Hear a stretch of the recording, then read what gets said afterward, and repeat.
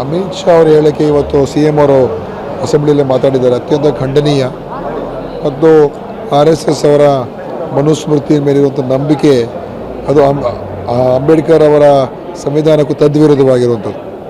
ಅದರಿಂದ ತಾತ್ವಿಕವಾಗಿ ಯಾವಾಗಲೂ BJP RSS Ambedkar ಅವರ ವಿರುದ್ಧವಾಗಿದ್ದಾರೆ ತಾತ್ವಿಕವಾಗಿ. ಸುಮ್ಮನೆ ಮೇಲ್ನೋಟಕ್ಕೆ ತೋರಿಸ್ಕೊಳ್ಳೋದಕ್ಕೋಸ್ಕರ ಅಂಬೇಡ್ಕರ್ ಹೆಸರು ಹೇಳ್ತಾರೆ. ಕಾಂಗ್ರೆಸ್ಗೂ ಅಂಬೇಡ್ಕರ್ಗೂ ರಾಜಕೀಯ ವ್ಯತ್ಯಾಸಗಳಿತ್ತು, political, but not on ideologically philosophically ನಮಗೂ ಅವ್ರಿಗೂ ಒಂದೇ ಇದರಲ್ಲಿದ್ದೀವಿ.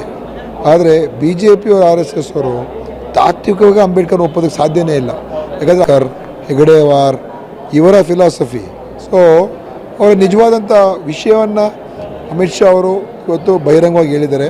ಅಂಬೇಡ್ಕರ್ ಅವ್ರ ಬಗ್ಗೆ ಅವ್ರದ್ದು ಏನು ಅಭಿಪ್ರಾಯ ಅಂತ ಇವತ್ತು ಇಡೀ ದೇಶಕ್ಕೆ ಗೊತ್ತಾಗಿದೆ. ಪ್ರಧಾನಮಂತ್ರಿಗಳು ಇವತ್ತು ಅವರ ರಕ್ಷಣೆಗೆ ಬಂದಿರೋದು ಏನು ತೋರಿಸುತ್ತೆ ಅಂತ ಹೇಳಿದ್ರೆ, ಪ್ರಧಾನಮಂತ್ರಿ ಕೂಡ ಇದು ಅಮಿತ್ ಶಾ ಹೇಳಿದ್ರ ಮೇಲೇ ಅವ್ರಿಗೂ ಕೂಡ ಅದೇ ವಿಶ್ವಾಸ.